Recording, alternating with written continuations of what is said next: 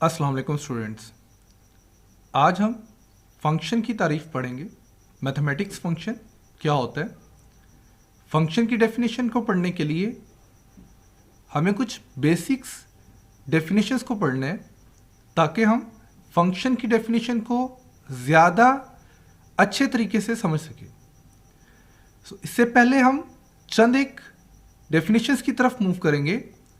Set देखेंगे, set क्या होता है, कार्टेशियन प्रोडक्ट के मुतालिक पढ़ेंगे, बाइनरी रिलेशन के मुतालिक पढ़ेंगे और लास्ट में फिर हम फंक्शन की डेफिनेशंस को रीड करेंगे और समझने की कोशिश करेंगे कि फंक्शन क्या होता है। Set is a well defined collection of object. आप जानते हैं कि सेट के अंदर अगर हमारे पास ऑब्जेक्ट, इसमें ऑब्जेक्ट 1 2 3 4, इनको मेंबर्स भी कहते हैं, एलिमेंट्स भी कहते हैं, और एक सेट के अंदर कोई भी एलिमेंट रिपीट नहीं होता। 1 है तो 1 दोबारा नहीं आएगा, 1 टाइम ही आएगा। सेट को इस कर्ली ब्रैकेट से भी रिप्रेजेंट किया जाता है। ये जो सेट मैंने यहां पर हमने लिखा, ये टेबुलर फॉर्म है। अब जानते हैं सेट की 3 फॉर्म होती हैं, tabular form, set builder form और डिस्क्रिप्टिव फॉर्म। मैं उनकी तरफ नहीं मूव करूंगा क्योंकि हमारा जो टॉपिक है वो फंक्शंस के मुतालिक है, तो हम वो चीज़ें यहाँ पर पढ़ेंगे जो हमें हेल्प करें। कार्टेशियन प्रोडक्ट क्या होती है? Product of the two non empty sets A and B, A cross B. दो सेट की मल्टीप्लीकेशन कार्टेशियन प्रोडक्ट कहलाती है। एग्जाम्पल से इसको देखते हैं। अगर मेरे पास एक सेट ए है जिसके एलिमेंट 1 2 3 है और दूसरा सेट बी है, तो इन दोनों सेट को हम मल्टीप्लाई कैसे कर सकते हैं? It means A cross B कैसे फाइंड करेंगे? तो अगर मैं set A cross B find कर रहा हूं तो सेट ए पहले और सेट बी बाद में। आप सेट ए का जो फर्स्ट एलिमेंट है 1, उसको सेट बी के तमाम एलिमेंट्स के साथ पेयर फॉर्म में लिखेंगे, जैसा कि 1 1। यहां पर आप देखें, ये मैंने यहां पर एक पेयर लिखा, 1 को 1 के साथ, फिर इसी 1 को इस 2 के साथ 1 और सेकंड सेट का सेकंड एलिमेंट। अब दोबारा आए ऊपर, इस 2 को आपने इन दोनों एलिमेंट्स के साथ पेयर फॉर्म में लिखना है, 2 1 2 1 और 2 2। आप देखिए यहां पर 2 का 2 के साथ पेयर। इसी तरह 3 सेकंड सेट का फर्स्ट एलिमेंट 1 3 1 और 3 2 3 2। कार्टेशियन प्रोडक्ट में एक चीज इंपॉर्टेंट है जो कि बच्चे मोस्टली गलती करते हैं, वो कोमे की है। 2 डिजिट 2 एलिमेंट्स के दरमियान भी कोमा। जब आप एलिमेंट्स को पेयर फॉर्म में लिखोगे तो आपने राउंड ब्रैकेट यूज करनी है, और जो कार्टेशियन प्रोडक्ट है उसको आपने सेट फॉर्म में लिखना है, कर्ली ब्रैकेट्स में क्लोज करना है। क्लियर हो गया? यहां पर मोस्टली बच्चे गलती करते हैं, सो इस चीज का ख्याल रखिएगा। इसी तरह मैंने यहां पर ए क्रॉस बी फाइंड किया, इसी तरह हम बी क्रॉस ए भी फाइंड कर सकते हैं। सो बी क्रॉस ए फाइंड करेंगे तो 1 और 2 सेट जो एलिमेंट्स हैं सेट बी के, सेट बी को पहले लिखेंगे और सेट ए को बाद में लिखेंगे। सो ये रिवर्स हो जाएंगी। आप देखें, जो सेट ए क्रॉस बी है और बी क्रॉस ए है, जो 2 कार्टेशियन प्रोडक्ट हैं, इनके जो एलिमेंट्स हैं ये और पेयर्स हैं, ये सेम नहीं है। यहां पर 1 1 पेयर है, यहां पर 1 2 है और यहां पर 2 1 है। सो ये दोनों सेट बराबर नहीं है, यानी दोनों कार्टेशियन प्रोडक्ट इक्वल नहीं है। A cross B does not equal to B cross A, यानी कार्टेशियन प्रोडक्ट हमारे पास कम्यूटेटिव नहीं होती। यहां पर हमने अभी डिस्कस किया पेयर को। ये पेयर क्या होता है? ऑर्डर पेयर कहते हैं। एक्स और वाई, जो फर्स्ट हमारे पास डिजिट होता है ऑर्डर पेयर का, वो क्या कहलाता है? एक्स कोऑर्डिनेट, और जो सेकंड डिजिट होता है ऑर्डर पेयर का, वो वाई कोऑर्डिनेट कहलाता है। अगर मुझे ये बताना हो कि ए क्रॉस बी यानी कार्टेशियन प्रोडक्ट में कितने ऑर्डर पेयर्स हैं, number of the order pairs in A cross B कितने हैं? अगर आप देखें तो ये जो ए क्रॉस बी मैंने फाइंड किया, first order pair, second, third, fourth, fifth, six, हमारे पास 6 ऑर्डर पेयर है। इनको एलिमेंट्स कहेंगे हम। ऑर्डर पेयर्स ए क्रॉस बी सेट के अंदर जो होते हैं मेंबर्स कहते हैं या एलिमेंट्स। सो इसमें 6 एलिमेंट्स हैं। अगर आपको कोई 2 सेट दिए हुए हैं, कार्टेशियन प्रोडक्ट आपने निकालनी है और आपने बताना है कि उसके अंदर कितने एलिमेंट्स यानी कितने ऑर्डर पेयर हैं, तो हम कैसे बता सकते हैं? तो आप देखिए सेट ए के अंदर कितने एलिमेंट्स हैं? Number of the elements in set A 3 है। Number of the elements in B वो कितने हैं? 2 है। So number of the order pair, number of the elements in A cross B क्या होगा? 3 क्रॉस 2। 3 क्रॉस 2 यानी 3 multiply by 2 is equal to 6। Next हम topic start करें बाइनरी रिलेशन का। बाइनरी रिलेशन क्या होते हैं? बाइनरी रिलेशन को पढ़ने से पहले एक सबसेट की डेफिनेशन को रीड कर लेते हैं। आपने पहले भी पढ़ा हुआ है, देखते हैं जी शॉर्टली इसको। सबसेट क्या होता है? If A and B are 2 non empty set, अगर हमारे पास ए और बी 2 नॉन एम्प्टी सेट हैं तो set A is called subset of B. A set B का सबसेट कब कहलाता है? इफ ऑल द एलिमेंट्स या all the objects of set A belongs to set B. यानी हम इसको मैथमेटिकल फॉर्म में कैसे लिख सकते हैं? A is a subset of B. So इसके ऊपर मैं मजीद डिस्कशन नहीं करूंगा, सब आप लोगों ने पहले भी पढ़ा हुआ है। सबसेट क्या होता है? Binary relation. Subset of the Cartesian product is called binary relation.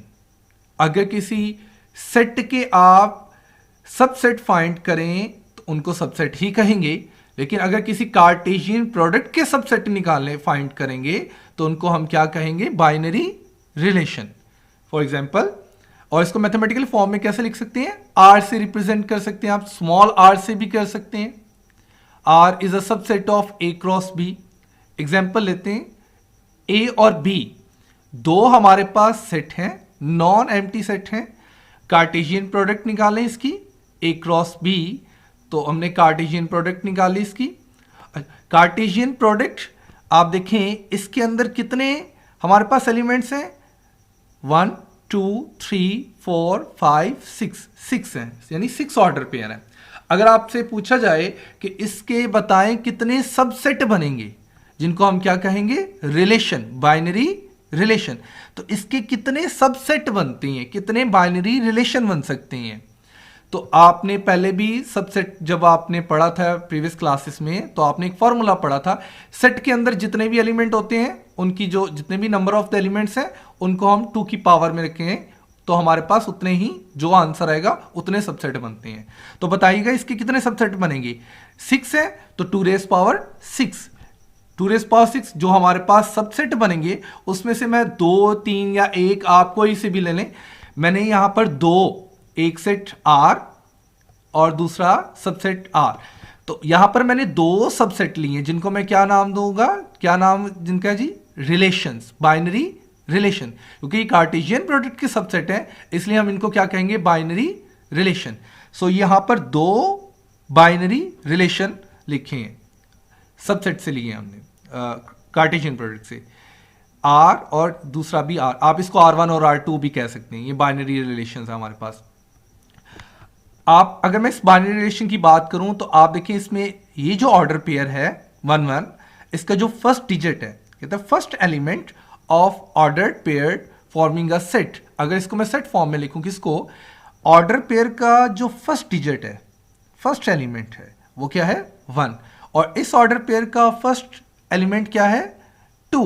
1 और 2 को अगर मैं सेट फॉर्म में लिखूं तो वो क्या कहलाएगा? इस R का, R1 का आप नाम दे सकते हैं, इस R का क्या कहलाएगी? डोमेन कहलाएगी। डोमेन और रेंज को हम फंक्शन में भी पढ़ेंगे जब हम फंक्शंस की तारीफ करेंगे। सो यहां पर हमारे पास ये जो बाइनरी रिलेशन है इसकी डोमेन क्या आई? ऑर्डर पेयर का जो फर्स्ट डिजिट होता है वो डोमेन का हिस्सा होता है। और अगर हम इसके सेकेंड एलिमेंट की बात करें, second element of the order pair forming a set is called range.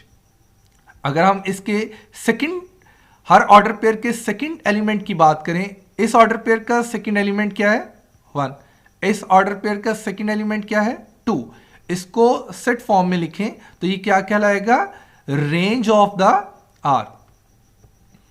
Function, function क्या होता, एक एग्जांपल लेते हैं और इसी एग्जांपल से हम समझेंगे फंक्शन की डेफिनेशन को। फंक्शन की डेफिनेशन क्या है, सो लेट ए और बी, दो हमारे पास सेट हैं ए और बी, दोनों की कार्टेशियन प्रोडक्ट निकाल ली और इन दोनों कार्टेशियन प्रोडक्ट का मैंने एक बाइनरी रिलेशन ले लिया, कार्टेशियन प्रोडक्ट का बाइनरी रिलेशन सबसेट लिख लिया। यहां पर आप, मैंने रैंडमली लिया, आप कोई भी ले सकते हैं। सो आप देखिए इसकी डोमेन और रेंज क्या है। अगर मैं इस बाइनरी रिलेशन की डोमेन लिखूं तो डोमेन हमारे पास क्या आएगी, इसकी डोमेन, इस ऑर्डर पेयर का फर्स्ट डिजिट हमारे पास क्या है 1, इस ऑर्डर पेयर का फर्स्ट डिजिट क्या है 2, इस ऑर्डर पेयर का फर्स्ट डिजिट क्या है 3। सो ये किसका हिस्सा होगा, डोमेन का। इसकी रेंज फाइंड करते हैं। सो रेंज, इस ऑर्डर पेयर का फर्स्ट डिजिट, सेकंड डिजिट 1, इस ऑर्डर पेयर का सेकंड डिजिट 1, इस ऑर्डर पेयर का सेकंड डिजिट 1।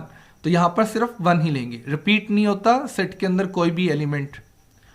तो आप देखें 1 का 1 के साथ मैप बन रहा है, 1 1 के साथ, 2 का 1 के साथ, 3 1 के साथ, यानी हमारे पास जो 1 है वो इन तीनों की इमेज है, 1 2 और 3 की। इसकी जो डोमेन हमारे पास आई वो क्या आएगी, सेट फॉर्म में लिख रहा हूं 1 2 3। आप देखें जो डोमेन है हमारे पास वो किसकी इक्वल है, सेट ए की। ये ऊपर सेट ए हमने लिखा हुआ है, set A is equal to 1 2 3। क्या domain of R is equal to set A है, बिल्कुल है। इसी रिलेशन के ऊपर हम देखेंगे सेकंड, यानी इसका हर ऑर्डर पेयर का जो फर्स्ट डिजिट हमारे पास है, आप देखिए इस ऑर्डर पेयर का फर्स्ट डिजिट क्या 1, इस ऑर्डर पेयर का फर्स्ट डिजिट 2, इस ऑर्डर पेयर का फर्स्ट डिजिट 3।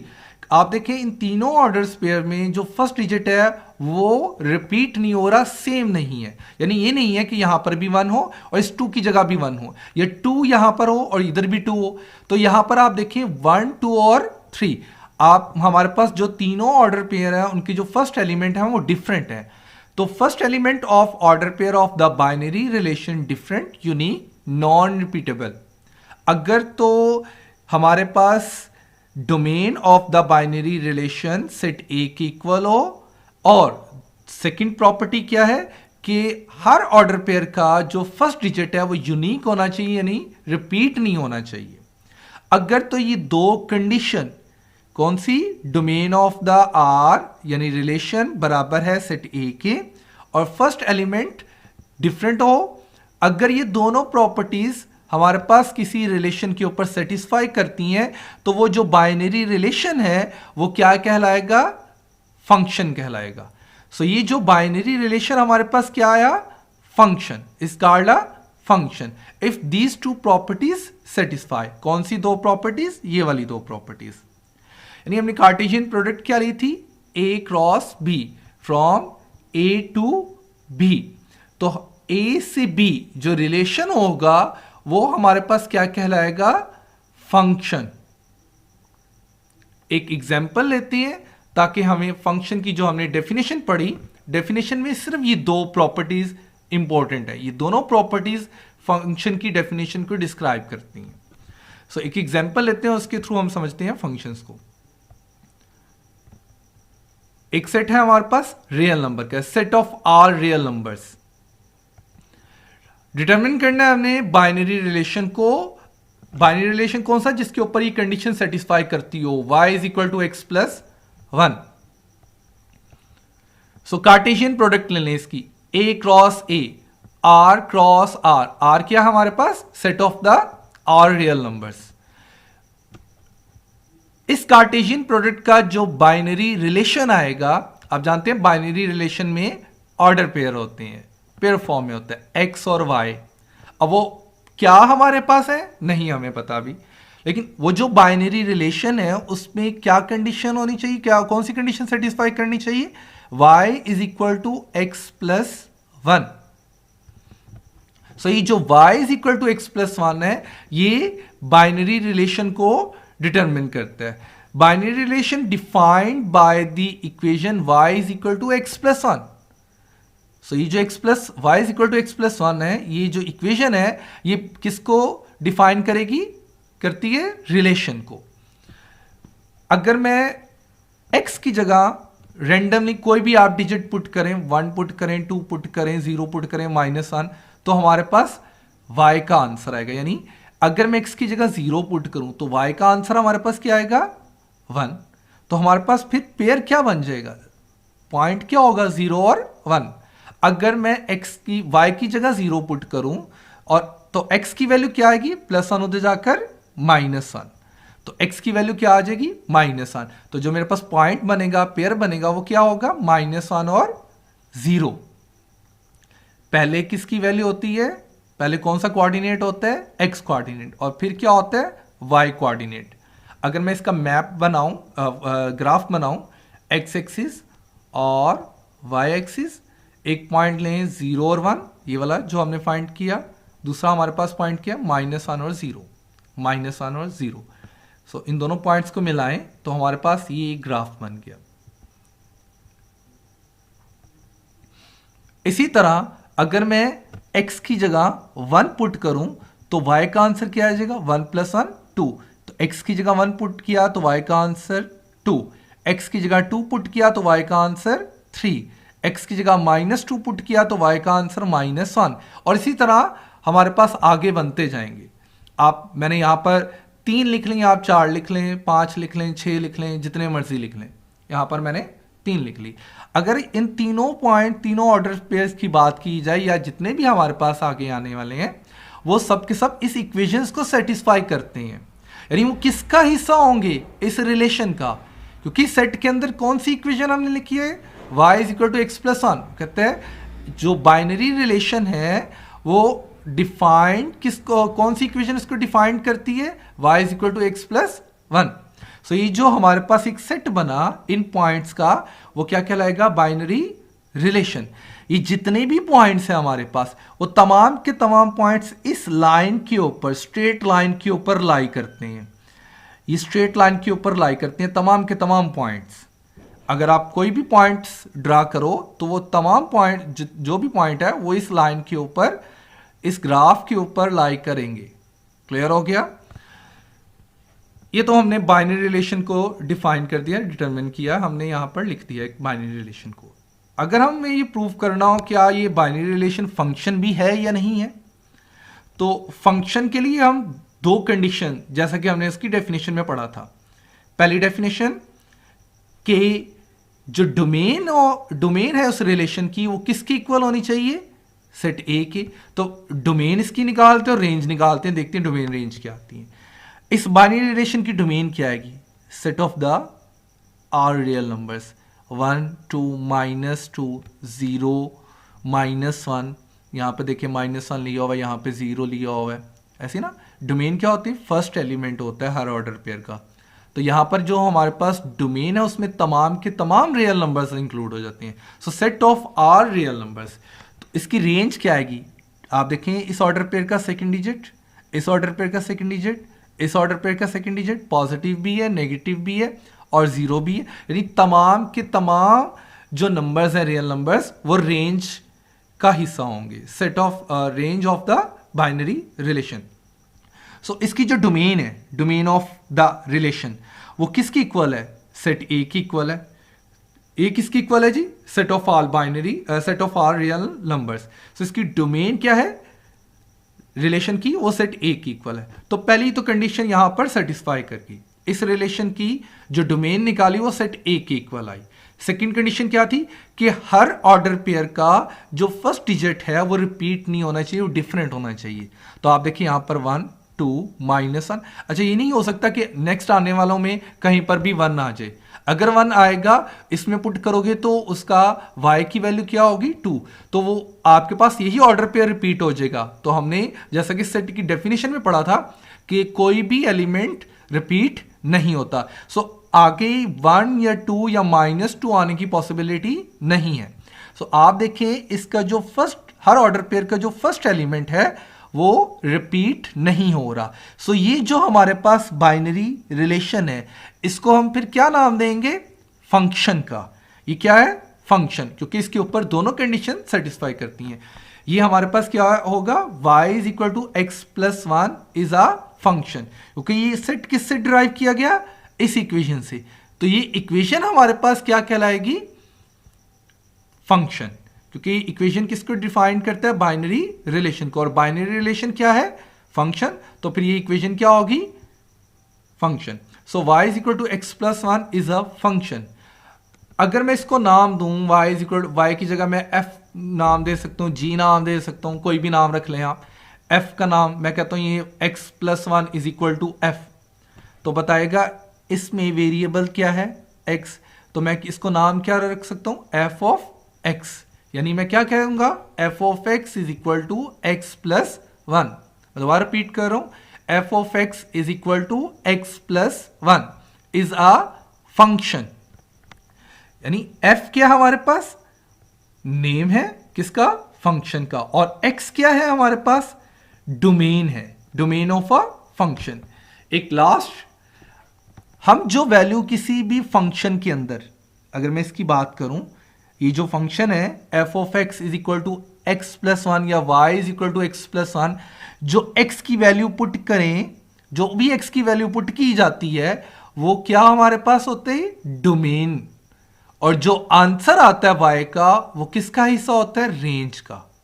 क्लियर है?